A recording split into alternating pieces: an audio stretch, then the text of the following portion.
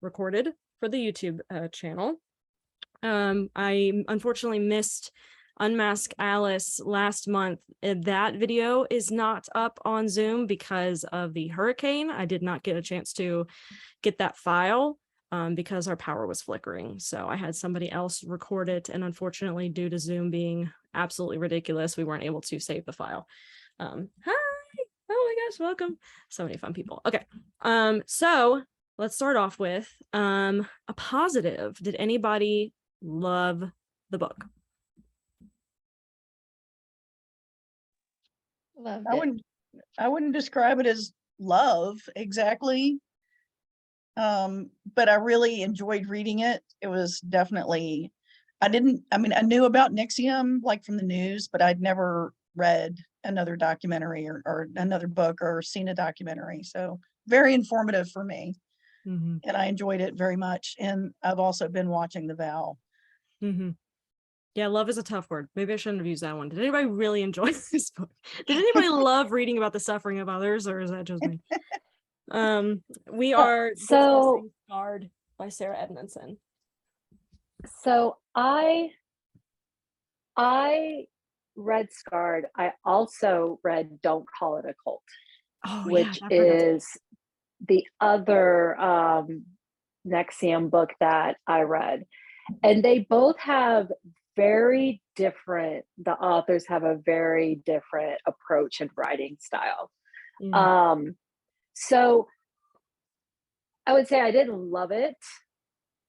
I didn't hate either of them either. They were really engaging as far as how the story was told. And like I said, they both had a different tone when I read or listened to both of them.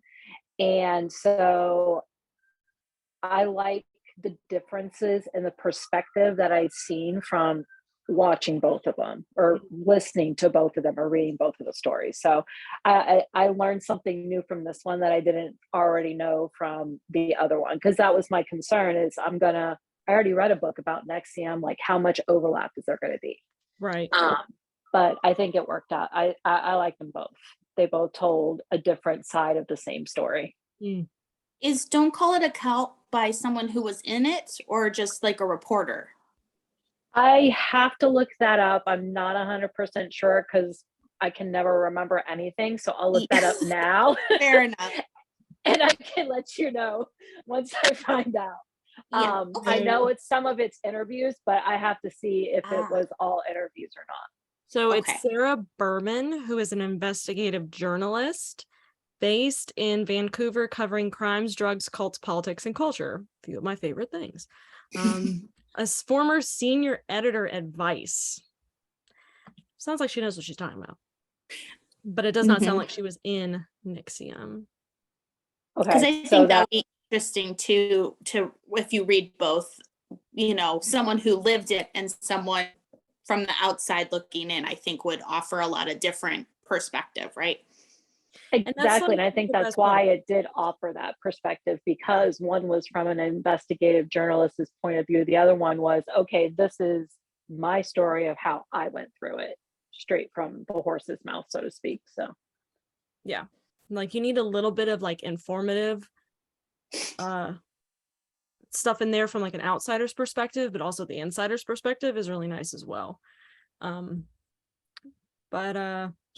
I need to read that one. That one's been on my list for a while, and like I said too, I have the program which I need to read, but I don't know that one. Kind of culted out at the moment. I just finished a book on Scientology this morning. Oh, was it? I was just thinking. I need like a romance novel or something. I need a palate cleanser. Flush it out, man, because I'm just upset and like bothered and I feel icky. Was it Going Clear or was it a different one? So this that book was amazing. I haven't read it. This I didn't know it was coming out until I saw it at the bookstore. But speaking of insider information, this is Mike Rinder's book on Scientology. That's on my list. Yeah. You need a shower after reading it. Very good though. Very, very good. Yeah, I finished that one this morning, and then I finished Scarred about 15 minutes ago. So always waiting until the last minute. Yeah, I have that shirt. Nice. Easy Bake Oven. Yeah, I was at a grocery store recently and the guy was like, oh my God, easy Bake Ovens. I haven't seen that in so long. And I'm like, you're not reading that right, but I'm not going to say anything. It's like a coven. They're praising it? No? Okay. Did anybody not like the book at all? Like, could have been better. I feel like I'm kind of in the middle. Like there were some parts that made me really angry just about like how Sarah wrote about it, which we might get into like a little bit later, so I don't want to get too far ahead, but I just feel like she kind of like and like someone can check me if like that's totally fine, because it was really like that, like an internal battle a lot with this, but I was like, it seemed like she really put herself like on a pedestal or like almost separated herself from it. And it's like, I know that she was like a victim and coerced and like manipulated so heavily, but there was just like I like marked all the times. It was like, why? How could you say that? And like you weren't outside of it, and a lot of it was like just talking in hindsight, which she made points to. But I also really enjoyed reading. It made me think about college and behavior. Right. Yeah, and I can definitely. And everyone froze. Oh, you're like asking for us to talk louder at the moment. Can you hear us? I heard what you said though. Yes, and I noticed that as well in Mike Rinder's book. Just, everyone's frozen. Everyone just froze. You're back. I noticed that too in Mike Rinder's book. But I didn't necessarily like. You read from the perspective of a person who was part of the very awful group, but at the time, of course, didn't realize that they were in this awful group. So it's interesting for them to kind of format it in a way in their memoir for it to be like, I did this and I did this and I thought I was doing a good thing and then I did this, and it's like, wow, you did some awful things. You were recruiting girls and like essentially sex trafficking, like you just didn't realize it. But it's interesting too when they phrase it like that in memoirs, where they're like they don't, how do I word this properly? It's almost like, I don't know if you guys have read Jeanette McCurdy's memoir, I'm Glad My Mom Died. I highly recommend it. It was very good. But parts of that too, where she's phrasing everything like nothing's wrong yet. And we don't really come to that conclusion until we get to, we didn't in that book, but like in Scarred, a trial or an arrest or an FBI raid, you know what I mean? Like we don't really understand anything is inherently wrong as they're telling the story, which sometimes can sound a little. But how? Yeah. I think that's what I struggle with, right? Is the how. The how, Patches, the how. I know. Well, that's unfortunately something that I really saw a common occurrence in with the reviews of this book. And I think we learned, I don't know if you guys read Cultish, I think that was our first book of 2022, is, you know, it's so easy for us on the outside to look in and say like, why and how could you do such a thing? How is this? I mean, even like Sarah Edmondson's mother was like, it sounds like you're in a cult. And she's like, no, Mom, I'm not. Which later in the book, she literally asks her mom, why didn't you help me? I'm like, she did. She said it. Which besides the point, but it's so easy for us to like victim blame in a way, because we don't necessarily see these people as victims themselves, because they kind of like threw themselves in the fire. But at the same time, when you're, I mean, think of it as like, even, this is a really weird example, but just like a bad relationship, right? Where people, like all of your friends are like, hey, this guy sucks. This girl sucks. Like this person sucks. You don't see that yet, but you will in about 2 years. And it's so easy for us to be like blinded by that person because we see the good in it sometimes, or we're like, no, but they're like really nice to me, or they bring me flowers, or they like, you know, speak my love language.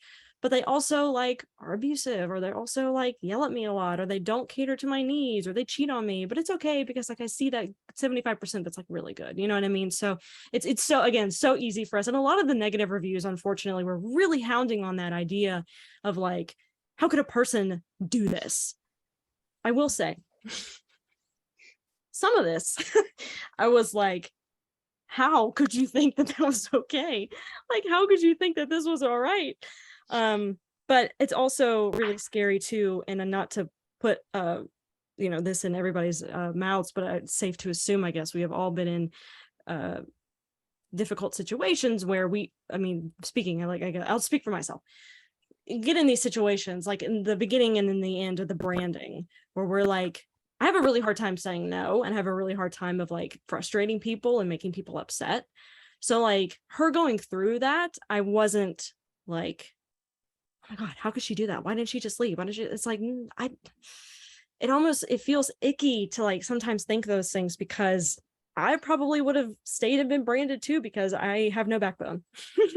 I have no ability to say, hey, I'm not cool with this, especially when they have all of this crap against her. Like that also adds to it. Like it's so scary. Anyway, off on a tangent. But it is totally easy to say that. Like it's totally easy for us to be like, and you'd like, it's really easy to say how, why. Yeah, I wouldn't do that, or there's no way that I would do that. But if you're not in that situation and haven't been in everything leading up to that situation, how do you know how you're going to act, right? sure. Yeah, and I really think it speaks to like the insidiousness of it, right? It's kind of all happening without you even realizing it. And then all of a sudden you're being and there were warning signs, don't get me wrong, but it's very calculated, and it's very like you start to rationalize everything, and all of a sudden it's crazy. Right. And so Yeah. I think All of a sudden you're in a room with a lot of naked women and you don't really know. Yeah, I think it's like you said, I think it is easy to be like, how the hell? And like Keith Raniere's kind of a big dork. Like, what was the draw here? But then I think about, and I certainly don't want to offend anyone, but look what's going on in our country, and who people listen to, and how can they listen? How can they support certain? It's kind of the same thing. And when you're in an echo chamber, like a cult, closed logic system, or whatever she called it, right? There's no objectivity. Yeah. So, yeah, it it's so just funny you keeps say that feeding he's a itself, dork. If you've watched The Vow and you've seen like the scenes where Keith Raniere is playing volleyball of all fucking sports, and you kind of He's looking just a at big this old guy nerd. and you're like, this is the guy, this is And him? it just looks like a little shrimp. He's got like how many wives? Like, give me a break. I mean, you see that with cult leaders all the time, right? Like David Koresh. Yeah. Is this guy? Yeah. Really? Which it's so fascinating. People are so strong with their words, and again, back to cultish, it's like that, the language behind it, and their and it actually, what I really also loved about reading more about Nixium is it really shows us too how powerful MLMs are, because a lot of like what she was doing in her recruiting and like the money and the incentives, I guess, or whatever, like you were getting like, that sounds a little familiar. And I remember when I never made the connection. This was in the Vow. I never made the connection that he was the person who ran that consumer, whatever it was called, Consumers Direct or Consumers. That's what I was going to say. His whole background is like MLM. That's like where he came from. Yeah. And I remember that happening, but I never made the connection that it was the same guy, but I remember that. That's so funny. Yeah. That's his background. Yep. Somebody in the comments on TikTok was saying, plus cult leaders are very good narcissists and prey on convincing people to do things they would never do, and then use what they convince them to do to entrap. And it's like, it's just classic. So I think that's why if I had to choose between the two, because I read Don't Call It a Cult and then I read Scarred as well. If I had to choose between the two, that was one thing that I enjoyed with Don't Call It a Cult because it was multiple stories. Mhm. So you got a view of Nexium from multiple victims and how they experienced it, as well as getting that investigative journalist tone to those as well, versus Scarred, which is one victim story throughout. Yeah. So you're starting at the beginning. We as like readers, like the audience, we can see, okay, this. There's a red flag here. There's a red flag here. There's a red flag here. Did you miss the big blaring red flag sign here? Like, how did we're waving it, trying to stop you, but and that's what makes us sitting. Well, how did you miss that? Yeah. And so if that ramble makes any sense, I think that's why I preferred the Don't Call It a Cult if I had to choose between the two. Yeah. Sure. And it's sometimes, I guess, a little harder to read from the perspective of somebody who's an actress.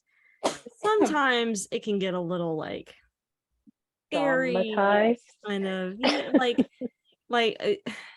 it's such an interesting thing that actors go through where they are constantly berated for like just their face, and it's like they're constantly being told like they're not good enough, and it's just like it creates this like Their weight, their beauty, yeah, their and they have hair, like or whatever it is. so much to like live up to and like work towards, and they're just constantly, this is like on display all the time. And it's interesting to hear it from a perspective of a cult that is in a newer one, something in recent years, such as Scientology isn't new, but Scientology and NXIVM and these cults that were really preying on actors and actresses because they knew about the egos and the big heads and the money. Like that's a big thing too. I mean, that's the whole reason why I think they were hanging out with Tom Cruise in the first place over at Scientology, is because they had the money.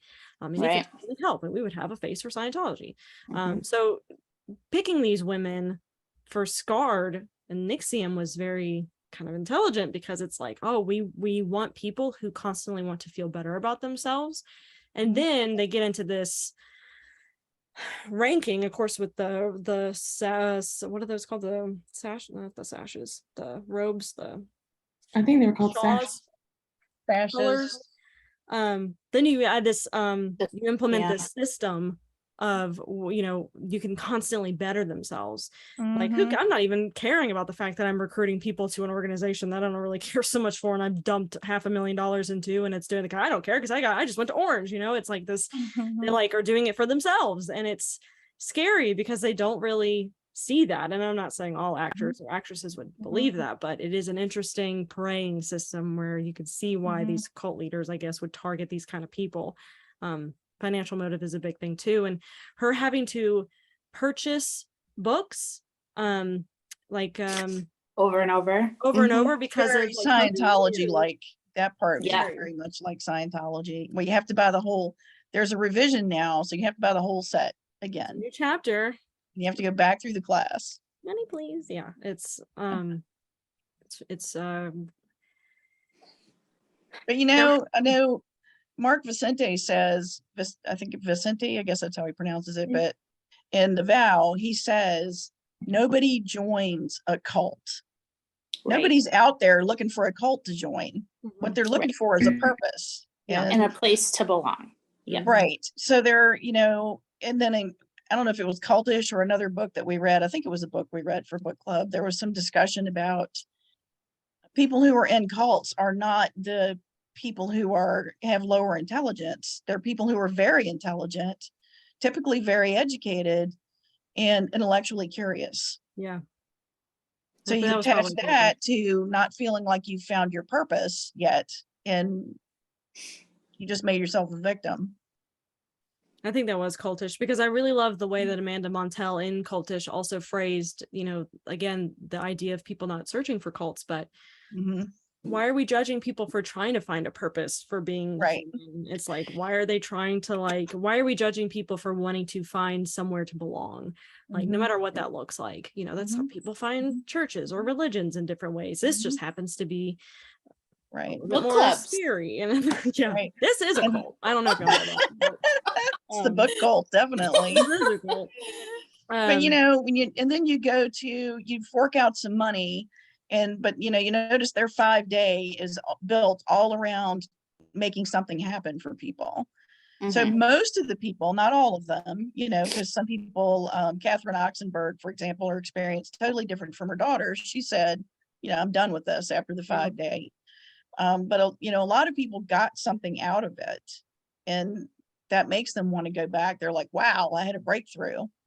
And, of course, it's all part of what cults do to get you in. But Mhm. I was listening to this on audiobook today while I was having to run some errands, and I was at the grocery store, and I think I scared a couple people because I think I audibly gasped, not that loud, but loud enough for people to hear me.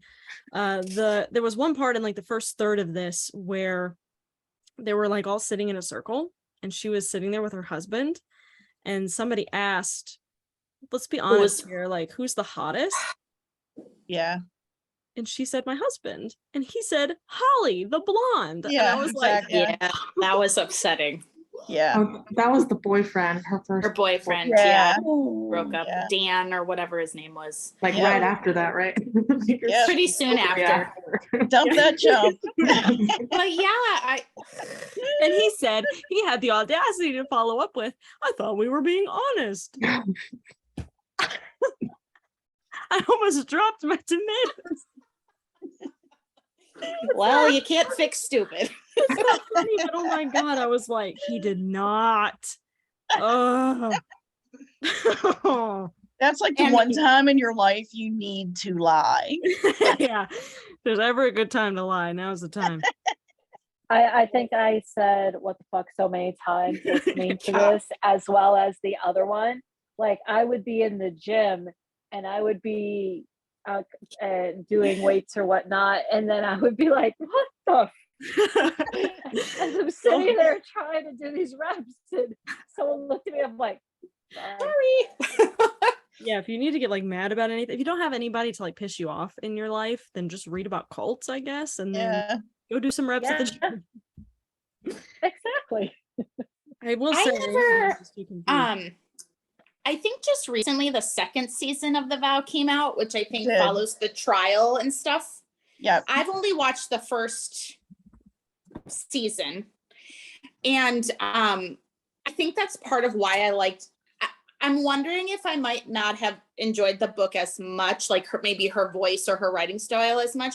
I think this book is a really good like companion to The Vow. I It guess. is. That's And exactly the fact my that thought. I had already seen The Vow.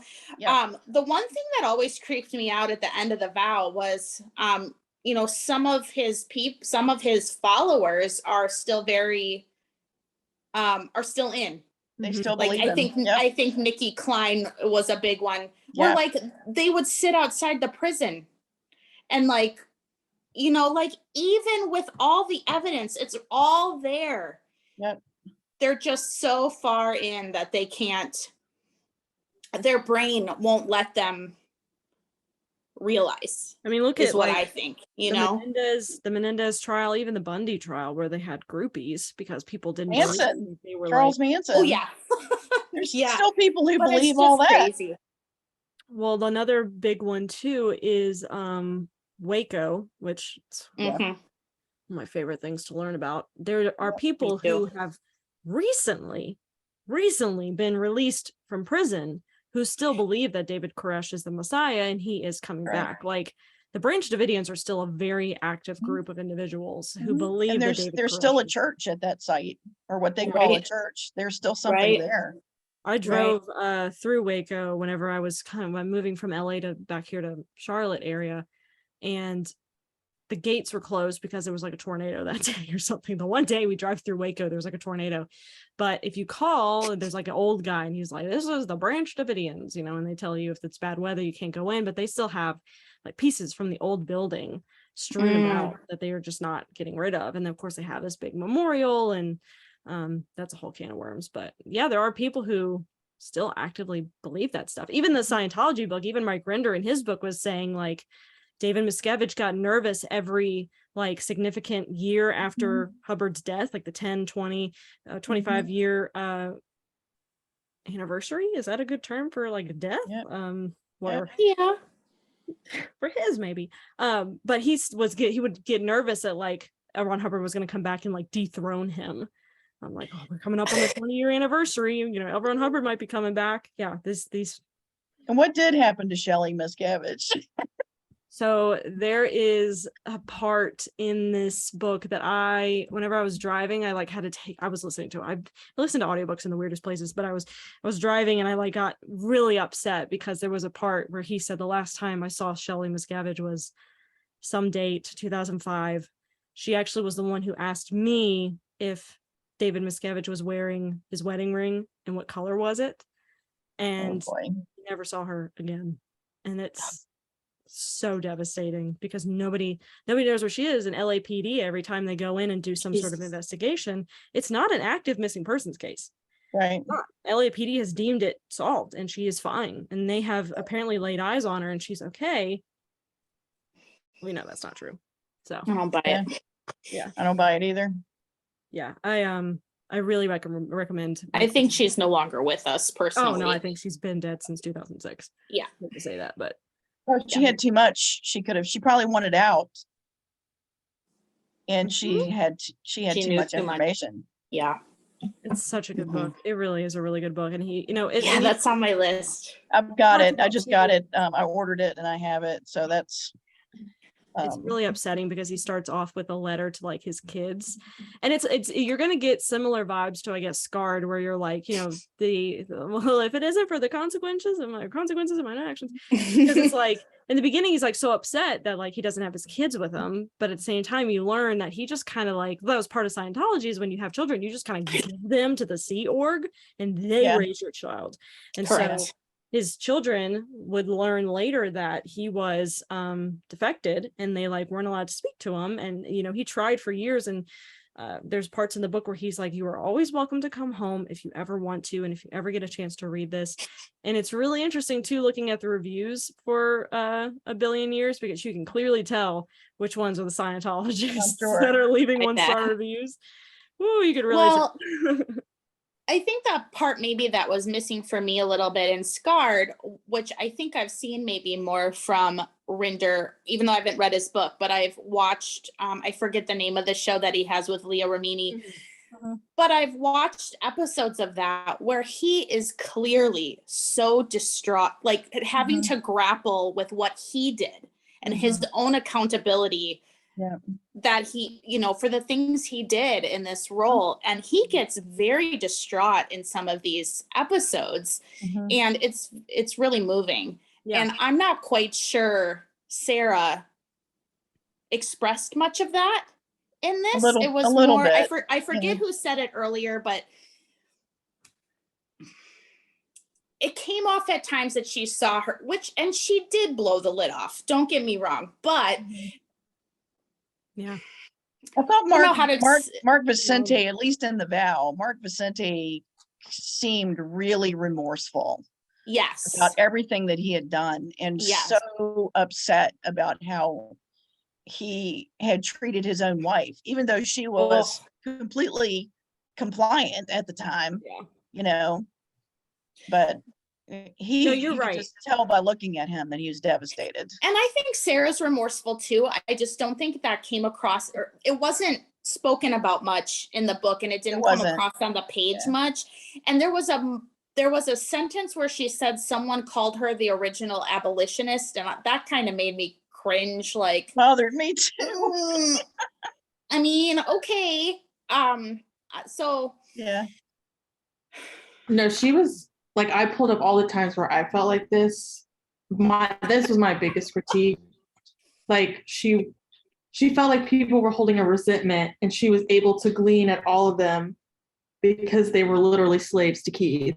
But she didn't see herself that way. Right. It's just judgmental tone. There was another big one where I was like, where I was like, really? Why? Or she like kept saying if she would accepted this, it'd be a lifelong commitment, but she wasn't really committed to it because she was talking about her child that she just had. And that was interesting too, because even in the beginning, like with her first boyfriend, when they signed on for this, they were already kind of like iffy about this. They're like, we've poured thousands of dollars into this, but I'm I not. know. And she kept stressing it. I had doubts all along. Yeah, No, you didn't. I, No, you I don't think you did. And it's And interesting. and the book, the book just came out in 2019. And it's been a while since I watched The Vow, so correct me if I'm wrong, but I don't think she like expressed that in The Vow, like, oh, I always doubted it. She certainly didn't talk about doubting it from the beginning in the podcast that she did with her, her childhood friend. So I'm sure her narrative and the way she thinks about what happened to her has evolved. Right. And she's certainly going to have to grapple with this for the rest of her life. Right. I mean, and I'm not trying to judge her by any means. I'm just saying sometimes I think in the writing, it didn't always come across that that emotional part of it didn't always come across. maybe she wasn't ready to think about it. Yeah. So more like a defense mechanism as opposed to narcissism. And I also get that she's like, I mean, and of course she is, and probably a lot of, she's incredibly angry. Yeah. And she has a right to be. Yep. So maybe the grief will follow, maybe, or something, but anyway. It is Yeah, interesting. I agree. Yeah. It's interesting though, reading these back to back, because we have, one person who was, this is next month's book. That one. Which I'm looking forward to reading, by the way. Yeah, me too. I read it a I've couple always- months ago. I'm an engineer, and sometimes I'm like, I miss my calling as a PI. That's what I should have done. So this will be good. I feel like I would be a really good PI, but then I also feel like a part of me would be like, you wouldn't be. But it's fascinating reading both of these back to back about Scientology and NXIVM, which I am getting them a little confused as far as like the ethics go, because There's a lot of similarities. there's a lot of similarities, and There are. it's fascinating because I didn't really put that together, but it's, we have one person like Mike Rinder here who was born into it. Like he was a child when his parents were like, ooh, what's this new up and coming Scientology thing? And then he was on the ship with Hubbard, part of the Sea organization, like grew up in this, worked his way up, was helping Hubbard when he was dying, and like blah, blah, blah. And then we have a person who is, my age, well, I'll be 28 on Tuesday, but 28 years old, who is like trying to just find purpose. And it's fascinating to see how I mean, maybe Sarah Edmondson, again, as you're saying, is very remorseful, but maybe she doesn't portray that as well as she should have. I'm not saying she isn't. She probably is. She probably does feel very bad about everything she did for NXIVM, but it's interesting to see how the remorse like bar teeters for somebody who is kind of like, I guess, raised into something versus somebody who like chose the life, if that makes sense. Like, of course, they both had options left. Sure. Yeah. Then it's kind of interesting to see the teeter. And I grew up Christian, and I very recently, randomly, a girl that I used to go on mission trips with way back in the day, that I met. She was from Texas, and we were doing this something here in Birmingham. I don't remember where we were, but she actually messaged me fairly recently and was like apologizing. What's that? What's that? Oh, thanks, honey. Oh my God, it's warm. Give me a second. Thanks, babe. Oh my gosh, fucking good. She messaged me recently and like apologized for everything that she had like. She was never a bad person, which was so interesting. Like I always like really looked up to her because of how like spiritual she was and had like this huge connection to Jesus. But she like apologized for being like kind of aggressive in her religion. And I was like, you don't have to apologize to me. Like I totally get what you're saying, but it's fascinating. So it was very interesting kind of reading both of these perspectives. of people who are in very, what's the word? Cults that people are very aware of, very out there. The hell's the word I'm trying to think of? Mainstream. Yeah, more mainstream cults like Scientology or NXIVM, and kind of how they're interpreting their fame, because obviously both of them were very outspoken after the fact. Sarah Edmondson is always ready to pull her pants down and show you her brand. Yeah. And Mike I Ritter is think always it ready must to do be- an interview. I think it must just be a really strange place to be, to know that you're a victim and also a perpetrator. Yes. That must be really, Yes. Yep. that must be really difficult. Right. And then if if your victim side shows, then, there's plenty of people to remind you that you were a perpetrator.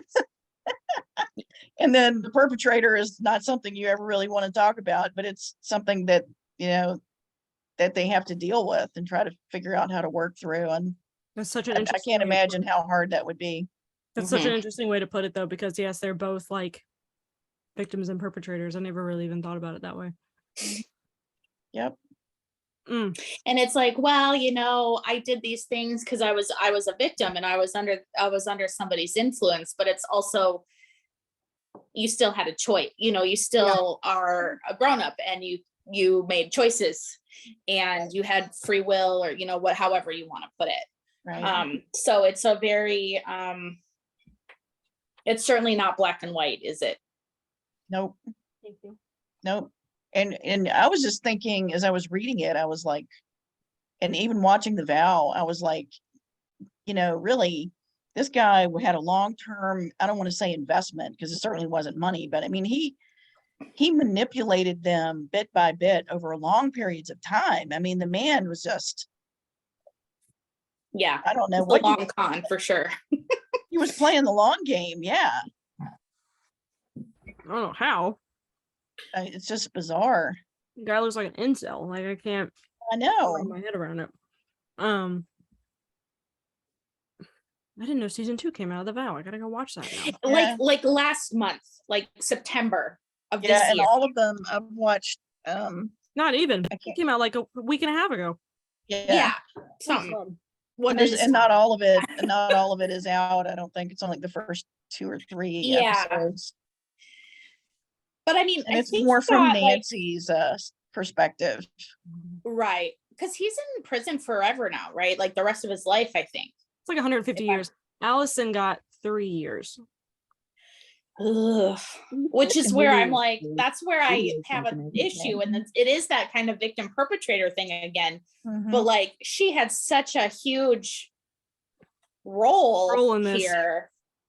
And if you watch The Vow, which I'm assuming we all have, but I'm just referencing The Vow, when they're playing volleyball and he sits down and starts spewing his nonsense, she's looking up at him. Wrapped. That was their first meeting, right? It's freaky.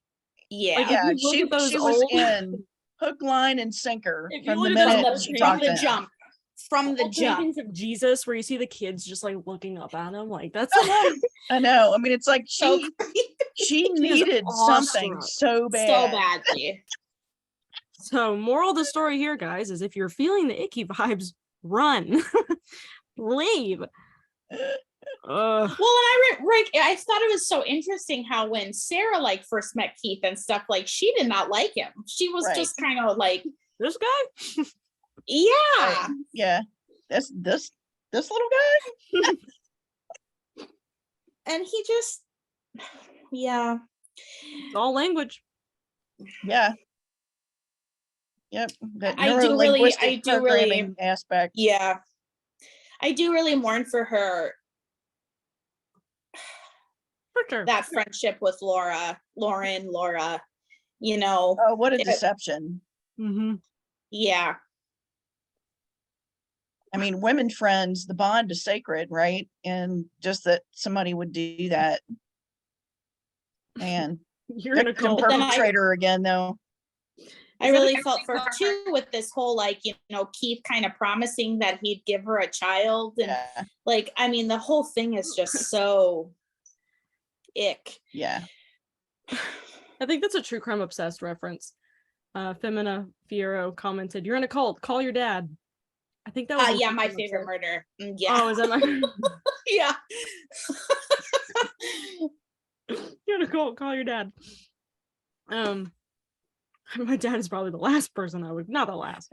Well, you were saying how earlier, Patches, about like no boundaries and stuff, and it's like, sometimes I'm like, I like to think that I would see some of this stuff and like not get pulled in, Yeah. but I also don't have a lot of boundaries, which is why like I will never like go to a timeshare meeting or anything, because I'm just like, I stay away. Please don't put me in that position of having to say no, and so that's what this kind of is like. It's like a big timeshare meeting where you can't say no. And but also, was kind of a weird kid, and kind of took me a while to find I could also see how I could be pulled into something like that, because I think I was searching for a long time to find my place. Oh, yeah. So He wants my. That happens. When you're a weirdo. Sometimes it's a cult, or like me, which we don't, this is completely unrelated and we don't need to go down that path, but I'm the kind of person nobody ever would have expected to end up in a situation of domestic violence, and I did. Same. And people say, you could have left. It's not like that, and people don't understand, and that's why I try not to be judgmental about this whole cult thing. So I didn't land in a cult, but right. That's what I was thinking about at the beginning when Patches brought up it's like a bad relationship. It's like, I mean, yeah, it's emotional abuse. Yeah. That's exactly what this sort of mirrors, right? So and it works over a period of time, and there's a lot of gaslighting. So you start to question what you see and what you hear and what you witness with your own 2 eyes, And you justify a lot. Convince yourself, oh, I'm just being silly. I'm being crazy. Yep, that's how it happens. My cat is literally tapping my arm for food. Yeah, what did he make you? So this is babe, peanut butter chocolate cake. Oh, honey. Earth to Christopher. Wow. I don't know. It's a chocolate cake with peanut butter on it, I think. Yummy. Very good though. Sorry if you can hear me like chewing on it. I feel like I'm like ASMR like really loud right now, just smacking my lips. Yeah, you can't have any of this. I love you so much, but you can't have any. He looks at me with those fucking eyes. I can't. Don't look away. Well, I'm very glad the general consensus of this book was good. Not amazing. It's not like Unmask Alice level, which I'm obsessed with that book. That was a really good book. It was. I'm glad y'all liked it. Yeah, that was a lot of people really liked it. One of my favorite things, or not one of my favorite things, something I'm really looking forward to is at the end of the year, I'm going to create no, I know what you're thinking. I'm going to create a poll on the book club's website and have everybody vote on their favorite book that they've read this year with the book club, because I'm so curious to see what everybody has really liked. Love you so much. I enjoyed Unmasked Alice because I, of course, read Go Ask Alice as a everybody very did. naive. I did. Naive. Well, the crazy thing, I mean, that was at the Scholastic Book Fair. Yes. I mean, it was just, but I never did read the other one that they talked, Jay's Journal or whatever. I did not know about that. I didn't either. And that was just so messed up, like what happened to that family. Oh, I know. And stuff. So I feel like I went in with a lot of familiarity, but I also learned a lot too. Yeah, I'm glad everybody. That's probably my favorite book of the year. It was a good book. I really, really loved it. Debating on it. Should I come on, buddy. Anyway. So yeah, I'm gonna do that at the end of the year. Next month, yes, we are reading. Okay. I love you so much, buddy. I can't.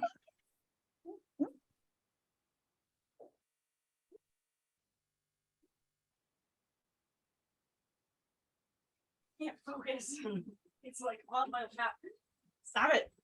This is why I'm not supposed to be a mother. I don't like things touching me all the time. Please go away. Okay. See, where was I? Okay. Next month we are reading Tell Me Everything, which is Erica Krause, her story of being a private investigator. I suggest trigger warnings. Definitely suggest all trigger warnings. I understand why a lot of people didn't like that book, because it's about a very,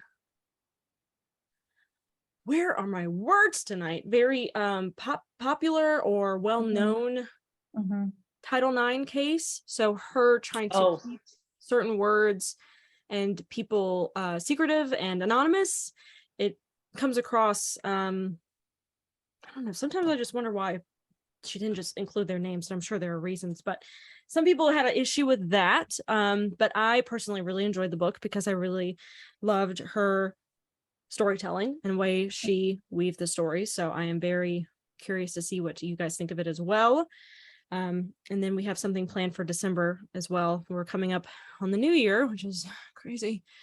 But I will be putting a poll up for our January book selection pretty soon. I like to typically put those out pretty early so people can go ahead and get their holds ready at the libraries or purchase the books or do what they need to do. We're discussing that book. Let me pull up my trusty dusty Me Tang. November 27th.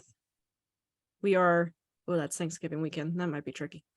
November 27th at 7 p.m. we're discussing that book, and then the December book we're discussing in January because I'm gone at the end of December. So yeah, any last minute thoughts, anything else that y'all wanted to talk about with the book? I'm glad that everybody fairly enjoyed it though, and I'm gonna go watch The Vow season 2 now. Yeah, I know. If I wasn't in the midst of making Halloween costumes, I would be watching it, but maybe tonight I can watch an episode or so. Maybe it's just because I'm getting older and I don't have children, but like Halloween just kind of feels strange now. Like it doesn't feel like Halloween. Like I got dressed up, we went to the Renaissance Festival, and that was like enough for me. Yeah. I did my thing. I put on a dress. Like, it just, I don't know, it doesn't feel the same not being a kid wandering around. And plus we live out in the middle of nowhere, so if anybody knocks on our door, it's not a good thing. So yeah, nobody comes to my house. We live on the backside of like 22 acres in the middle of nowhere. So the dream. Yeah, if anybody's knocking on our door, it's not a good sign. Exactly. Yeah, so glad that this was fairly well liked. I think I'm gonna land on like a 4-star rating for it if I were to give it a rating. That's where I am. I didn't hate it. I didn't love it. It wasn't the best thing, especially reading it next to Mike Render's book. I'm like, I really liked Mike's book. Yeah, I'm gonna read that, and I'm gonna have to get some fast reading done. Because of you, Patches, for the second time, I started reading something completely outside my genre. Yes. So I'm reading Red Rising. Oh, I would never have picked that book. Never. I'm just trying to be open-minded for the book club. It's my favorite series. I'm so excited for you. It's not related to our book club at all. Oh, this must be good. I've seen a lot of people posting about it recently. Okay. Yeah. It hooked me. I've heard it's good. It just gets better and better and better. I'm so excited for you. Not my normal. I do not read books like that. My son does, and he loves them. I do not. And I'm like, okay, Patches talks about this book. I got to read it. So it's expanding my mind here. It's more, I don't know, Ashley, would it be more sci-fi or fantasy? I think it's a blend of both. Yeah. So, and that's what I loved about already. it. It wasn't hardcore fantasy and it wasn't hardcore sci-fi. It took kind of the best of both worlds and interwove them together. So fantasy, I don't know, something like that. Yeah. It's good. I'm hooked. I like it. I've knew? been meaning to. I've read so much nonfiction lately. I've been really wanting. I definitely a palate cleanser after that, but I've been wanting to get back into more sci-fi stuff. I have so many sci-fi books I need to read, but Oh, Patches, I told you I started listening to K63, that podcast on Spotify. Oh my gosh, I binged the whole thing in one day. And now I'm like, where's season 2? Why are there's only 10 episodes? I don't like this. And the kids got in the car and I turned around, I paused it. I'm like, this is fake. This is all fake. Do not think that this is real.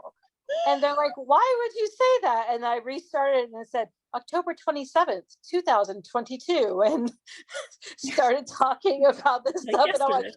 like I told you, it's fake. It's not real. Yeah, I've been needing to get back into sci-fi stuff. There's a couple that I have had on my list for a while. Unfortunately, though, a lot of sci-fi is like a beginning of a series, and I don't really. I'm not much of a series girly. I don't really like reading 8 books that have like, if you can't tell a story in like 300 pages, I don't really want to hear it. But There's a no few out Robert there. Jordan for you, huh?